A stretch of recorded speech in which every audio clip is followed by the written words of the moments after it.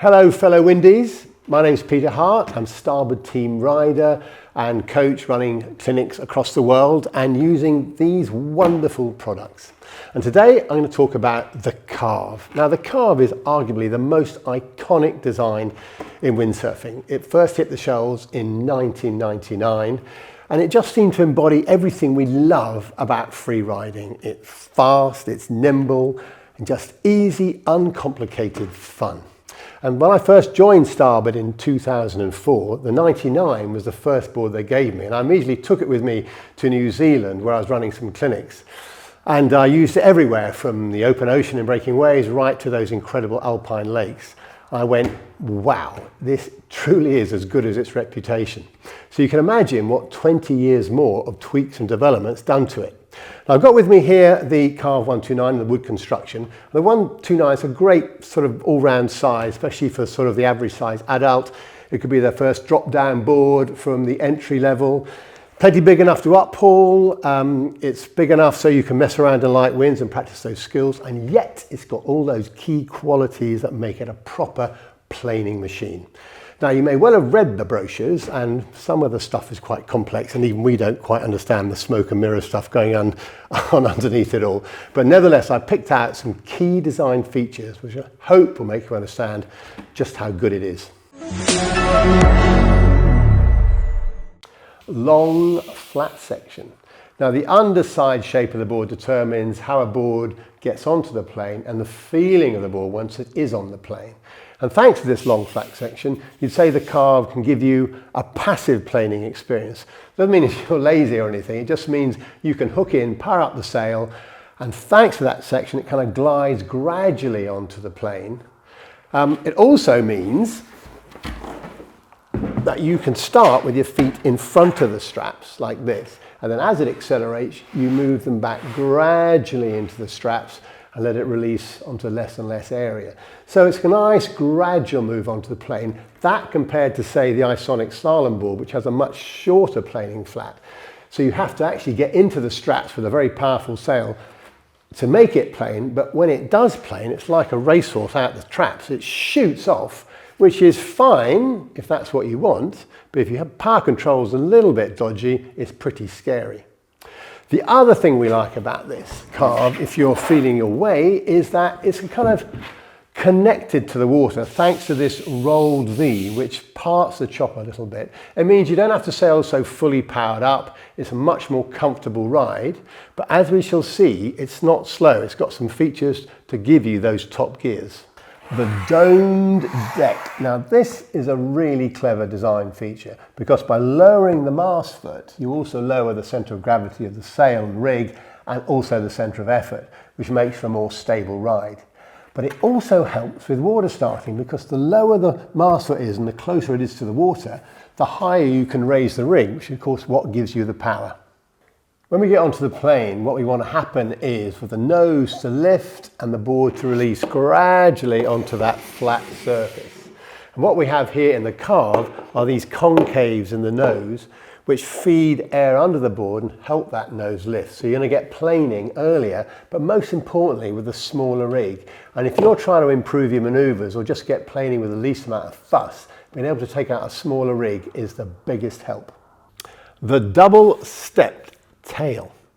Now when a board's off the plane it sits in the water and the more area you have in contact with the water the more drag as it starts to move but the more lift. But then what you want to happen is it to release onto a smaller area and that's what this first step does. It allows it to release onto this pintail here and then the second step allows it to fly more onto the fin. Now exactly how that works I'm not too sure, but I can promise you through hours and hours of experimentation and R&D it just does. Great thing about the Carve is it's got kind of two sailing modes. One where you're being quite gentle and the board, as I say, connected to the water and you're pushing beautifully through the waves.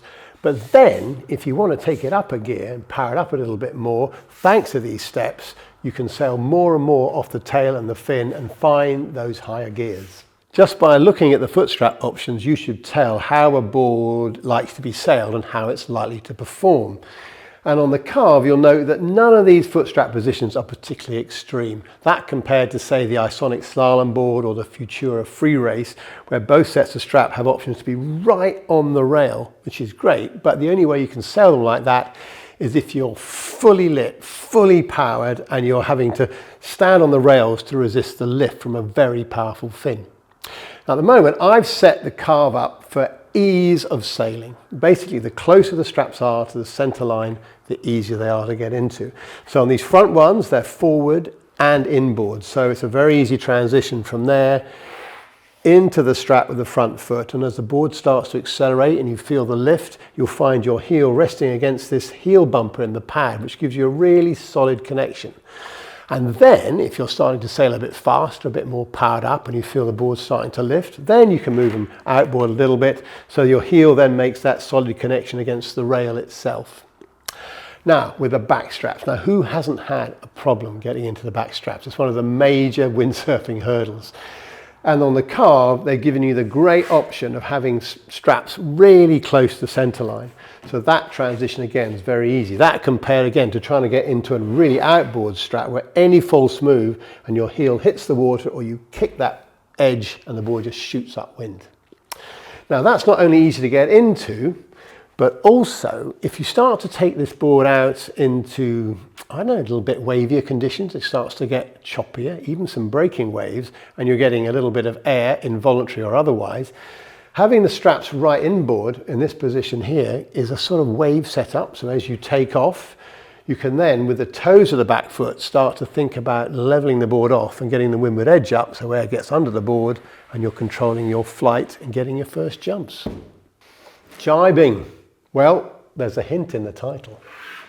If you're looking to learn to carve jibe, improve your carve jibes, or come out planing, this is the bit of kit. And why it's so good is it combines all the best features of a big board, therefore forgiving volume when you're doing your rig and foot change, but also thanks to the tail shape, it's got the jibing characteristics of a much smaller board. And those characteristics are, first of all, thin rails through the tail which grip the water without bouncing, and also this curve through the back third here. So what happens when you jibe is, by the way, having your front foot inboard in the strap makes a lot of difference, makes it much easier. You start the jibe by getting forward in your stance to lay the board in the water, keep it level for speed. Then as you start to carve, your nose will rise and you'll start to carve just on the back third here. And thanks to that curve there, the board really follows that arc and whips round. And then at the end of the turn, where a lot of boards lose their speed, you can step forward. And thanks to that extra thickness through the rail here, it supports your weight and forgives a few mistakes, but then engages that flat rocker we talked about earlier, and it just starts to glide out of the turn to give you your first planing exit maybe. But the great thing about this board, unlike say slalom boards and speed-oriented boards, which have a very parallel end and you have to set them on their rails and just let them go, here, thanks to that curve, you can really manipulate the width of the turns just by increasing or decreasing the back foot pressure. When it comes to influencing the feel and performance of a board, the one accessory you must never underestimate is the good old fin.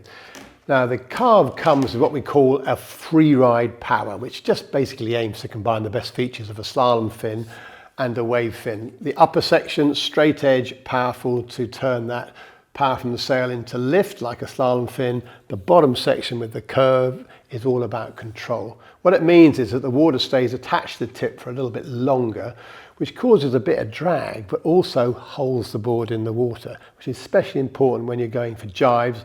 It means you can initiate a bit harder and the turn's a little bit more forgiving, more flowing, and you're less likely to fall off. But what's really important is matching fin size to power. Now the 129 comes with a 40 centimetre fin. If you look down here, you'll see that the recommended sail range for the board is between 8.5 and 5.5, and that's what's possible rather than what's exactly ideal. The ideal sail range is somewhere in the middle between 6.5 and 7.5. That is perfect, and that's what really works with the 40. So when you start seeking the extremes, say you want to go for that 8.5 because it's not very windy, if you stay with that 40, you'll find the tail may start to break out, basically the sail is just slightly overpowering the fin and you can't get the board to level out. So then just by adding a couple of centimetres of 42, you'll find you regain that balance again and off you go. But where people have the most amount of problems is generally when they start using the board in more wind. So that may be when you're going down to a 6 or a 5.5 and it starts to become a bit of a bucking bronco and you're saying, I'm being overpowered by the board. It's actually usually the fin that's overpowering. It's creating too much lift for your weight and the weight of the sail. So then just by losing a couple of centimetres, reducing that lift to say 38, and you're back in control. Well, I think that's just about it. Thanks very much for watching. You can find a lot more specs on the Starboard website, just to say that these models are now available in the UK. And if you have any comments or questions, please leave them below, and see you on the water.